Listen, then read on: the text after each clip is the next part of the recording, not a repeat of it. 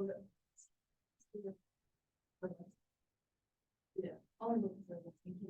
Yeah, and then we can make it into time, so it's like this. Someone's.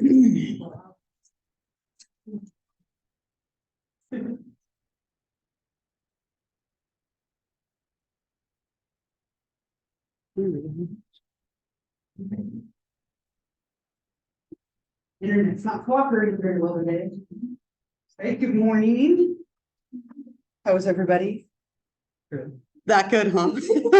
Right? I know. It's like the craziest time of the semester. The holidays, like the semester's winding down. There's a lot right now, right? I know, right? My kids keep looking at me and being like, why haven't you put our lights up yet? And I'm like, I don't know. I'm barely sleeping. Like, what do you mean our lights? Like, they're like, our street's so sad because we haven't put our lights up. I'm like, I'm trying, right? And I keep bargaining with my 9-year-olds. I'm like, I'm trying, kids, I'm trying. Anyway, and How they think you're in charge of it. I know, right? And like everybody who walks by our house is like, where are the lights? And I'm like, I know, I'm working on it. And it's like gonna be December in like 2 days. Like, I'll get there. I've been spending too much time obsessing. I got one of you told me about Inkbox. Can't remember which one of you. Yeah, I think it was you who told me about that. I got some like little like trees. I'm like planning them. It's coming up next month. I'm more worried about that than my lights. But anyway, hang in there. We're almost there. I wrote up there on the board we have today, and then we have Monday, right? So we have class today. We'll like a couple of comments to finish up on chapter 17, and then we'll move to our last slides, which is crazy. Chapter 18, we're gonna watch part of a documentary on pornography. Hopefully that's interesting. So it's definitely getting close to the end, which I know is overwhelming, but hopefully also comforting that it's almost there. So I'm going to start writing this up here today and then also again on Monday. But exam number 3 will be 1 week from today. And exam number 3 is the final, right? So they are one and the same. There's one test left and it's the final. The final is not cumulative, okay? So it's just on this last unit. So it'll just like always, it'll open up that Wednesday morning at like 12:01 a.m. and you'll have the whole day to take it. We won't have class on that Wednesday. So our last class technically is Monday. And then we'll have the final on Wednesday. And then I'll be here during finals week. If you want to come like meet with me or you have any concerns about your grade or anything like that, I will be here, but we won't have an official class. Okay. I'm volunteering that day to make sugar cookies with my kids in their class. So very exciting. So sorry that we won't have a class that day. I'll be eating sugar cookies. I'll think of you, right? We also have a little closing assignment. So rather than give you a cumulative final, I have a little paper that you're going to write. So I want to take a few minutes to talk about that with this, that they never fixed and they never gave us our whiteboards. I'm not bitter, right? Not at all. So if you're on our website and you go to assignments over here on the left, I made a 25-point closing assignment. And my goal with this, here, it's right here. Can you see it?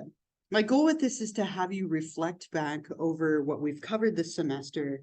And you're going to think about 5 topics that you can connect to your life or apply to your life in some way. I hope you have more than 5, but you only need to come up with 5. We'll see if it ever decides to advance here. We'll see. I just start clicking on things when it doesn't load it. There we go. See, sometimes it pays off. But all the way down here at the bottom, underneath where it says homework, here's the closing assignment. So it'll be due that same day by 11:59 p.m. by that evening. And here are the instructions. More than being a paper, you're kind of following like a format of just talking about one thing and then how you could apply it. One thing, how you can apply it. They don't have to be like transitions or anything like that. It's just 5 separate topics or concepts from our class that you can apply to your life. So maybe look over the syllabus or flip through the book. Maybe there was something about STIs that was like really helpful for you, or birth control methods or pregnancy or whatever it might be. And so what you'll do is you'll give me the term or concept, you'll define it, and then you'll give me a paragraph or 2 about how you could use that knowledge in your life in some way. And then you'll just do that 5 times And each one's worth 5 points for 25 points in total. So by doing this, I don't have to give you a cumulative final, which I think are the worst, so I never give them. But what I want you to do is kind of reflect back on that. You'll submit it right here through Canvas, and it's worth 25 points. So more than a participation, about the same as a homework, right? So definitely spend a little bit of time on it, but kind of your chance to think back and connect some of the things that we've learned to your life in some way. Okay. So that's our plan for today, for Monday, and then Wednesday. Any questions about any of that? Thoughts, comments, anything at all? Okay. Oh, came back to me. One last thing, be double checking your scores on Canvas. So now that we're so close to the end of the semester, we're so close to the end. I'm gonna keep saying that, like, just for all of our sakes, right? We're almost there. Double check your grades. If something looks wrong, if something's missing, now's a really good time to let me know. If you tell me after the class has ended, we have to fill out like 56 forms and have signatures. If something is wrong and you let me know now, we can look at it and address it together. So just start double checking your grade on Canvas. You can just go to where it says grades. And just if anything is wrong, let me know. At this point, you have this left and the final left, and that's really it. Yeah. Yeah, if we end up doing 11, so at the moment we have 10. If we end up doing one more, which is totally possible, then I end up dropping the lowest one. Anything else for now?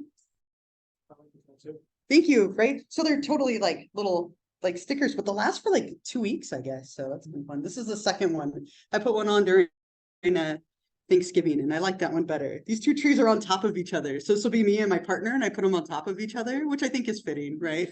My partner was like, you put them so far away from each other, like they're touching. She's like, I expected them to be stacked. I'm like, yeah, well, maybe, right? So I'm still trying to figure it out, but I have a appointment to get it done like 3 days before Christmas. So I've been trying to figure it out before then. I got my other one touched up like 2 weeks ago. It's like my partner got 3 tattoos last week. It's like tattoos in our house right now. I don't think. All right, let's go back to this just for a moment. So we didn't really have a chance to talk about this. I obviously read through all of your comments that you made and posted those grades, but that song, right, kind of just a way of wrapping up our last topic that we covered. We're looking at intimate partner violence. Obviously, the whole song is very like representative of violence, right? And the video, I think the fire is very like visually portraying, right? The very cyclical, and I think you see this over and over again in that song. He like is violent. They're both violent. And what's really interesting is our culture loves to portray like violence as passion, and it can be. Right. And there's often this like kind of stereotype of like violent or like angry makeup sex and things like that, which some couples like definitely engage in. But you can definitely see the like violent cycle in this song of like kind of normal behavior and then something abusive or violent. And then the making up for it. He buys her a teddy bear at one point. Right. And then the violence and just the cycle kind of repeating itself. And as we talked about last time, that's definitely something that you see a lot of with like intimate partner violence, a very cyclical nature, which can be hard to break. Any like last like thoughts or comments or anything from the song or from anything from the last chapter before we leave that topic behind? I know you're really sad to leave that happy chapter behind. I know it's not the easiest of topics, but it is important and definitely, a part of sexuality and relationships. So we move on to slightly brighter topics today. So we'll look at sexuality in the media, pornography, and prostitution. This is our last set of slides. Just let that sink in for a moment. Right? This is it, chapter 18. We made it to the end. We'll look a little bit at, things that are selling sex. And some of you did some of these for your homework assignments. So coming up with different like collages or images or ads. We use a lot of sex in the media, right? The media is filled with sexuality and it's consistently used in advertising because it sells, right? It gets your attention. And when we're talking about advertising and trying to sell products and trying to get people's attention, right? There's kind of 3 steps involved with advertising. And the first is to get your attention. And this is getting progressively harder and harder to do, right? It's harder to shock people. It's harder to grab your attention and make things stand out. So we use sex a lot to do this, right? It gets people's attention often very quickly. We have to get your attention, then get you excited, and then get you to associate that excitement with the product, right? And so oftentimes we see a lot of sexuality used in ads. It can be really blatant and like over the top. And I have some examples of that to share with you today. Or it can be a little bit more subliminal, right? Now, subliminal, like advertising and subliminal messaging, it hasn't been shown to be effective. But the idea is that it's kind of underneath your level of awareness. So you sort of unconsciously associate 2 things together, right? And you're trying to get that subconscious mind like activated to improve your reaction to the ad. Most of the time, rather than subliminal, you get kind of hit over the head with sexuality, right? If you open any pop culture magazine, forget what we were watching the other day. We were watching something, and it was like some half-naked man soaking wet, and I'm like, I bet you it's a cologne ad, and it was, right? Like, it's just always that way. Like, it's traditionally like cologne ads, sometimes some of the clothing companies. None of them are wearing clothes, but it's for jeans, right? Like, but it's to get your attention and get you to take a second to look at that. So I have a couple of examples of ads. I had to really narrow myself down on this one because there are so many. Some are better than others, but I have three, I think, ads to share with you that are blatantly using sexuality to sell a product, just for fun. But as a side note, if you ever find a good one, send it to me, right? I would love it, right? I get them from people all the time. These and then like meditation videos, right? Go figure, both and both, right? So let me play a couple for you. Right, I'm gonna start with this one. Oops, did I pause this? One way to get that. Getting banned, but that only makes it where they tend to be sought out even more. But they're trying to get you excited, trying to get you to associate that with the product. That makes me never want Skittles again, though. So that's a failure for me. But that's okay. So the idea is to again be thinking about that product and make you want it, right? And sex is used just blatantly all the time in the media. I have like 50 more examples, but I chose those 4. And again, if you see a really good one, feel free to send it to me, but we use it a lot, right? And so we'll talk more about like specific types of sex for sale, like pornography and prostitution and so on. But know that this is something that we do see a lot of in the media because it tends to get our attention. You know, it tends to be something scandalous. Yeah.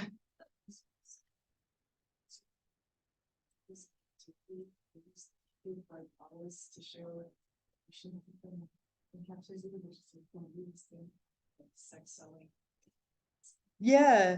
And sometimes it doesn't even make sense, right? Where you're like, that like is just inappropriate. No, right? Like, yeah, that seems really like counterintuitive, right? But it probably gets your attention, right? And that's the idea. Right?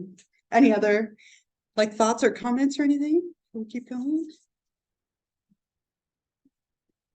I know, right? Just ruining them for you constantly, right? Sorry about that. Yeah, the Skittle one is like I debated this morning. I was like, do I really want to watch that again? I guess, right? Why not? Yeah. Carl's Jr. has a lot of scandalous ads, right? Just really like over the top sexuality. I had this image of Padma right here. There's a bunch of them with her as well. I used to love Top Chef like quite a bit, and she was on there all the time. And I'd be like, all I could think of with you now are these Carl's Jr. commercials where you ruin the hamburgers, right? Anyway, I'm more interested in the hamburger. But from here, we'll talk a little bit about pornography. One of the most common like products that is selling sex. Pornography is any kind of sexually explicit material. Can be images, it could be text, it could be video, it could be something that's online, something intended to cause like sexual arousal. There are so many different types of pornography. Some of you went to sex shops for one of your homework assignments, rows upon rows of different videos, different magazines. There really is like every possible little niche and specialty area of this. little bit different than erotica. Erotica is meant to be a little bit more like respectful or affectionate. Like it's often geared more toward couples, or like more like respect and like balances of power. Versus pornography can be very like hardcore or softcore, like pornography. I have a whole video that I want to show you, and we might not get through all of it today. Got tired of waiting for me here. Pornography is a really like controversial product, right? And it's had a lot of like scandals over time related to censorship. And so I have this documentary, and there's obviously like sexuality in it, just to warn you. You would expect that in a documentary about pornography, right? Let's see. There we go. So what I'm going to do is show you this, and they're going to talk a lot about the idea of how do we decide what's obscene, and that is a really big like kind of point with pornography. What's too much and what's crossing that line? And we probably won't. We'll be close to getting through all of it today, but we'll watch this related to pornography. You don't need to take notes or anything. Just pay attention, especially to the stuff about like obscenity. And we can talk about that a little bit more. I do have a little bit of that in the slides. I think it's really interesting, and a lot of it takes place here, right? We have an incredibly large pornography like industry in like Burbank, Hollywood area. So a lot of this is taking place here, a lot of cases of obscenity related stuff here as well.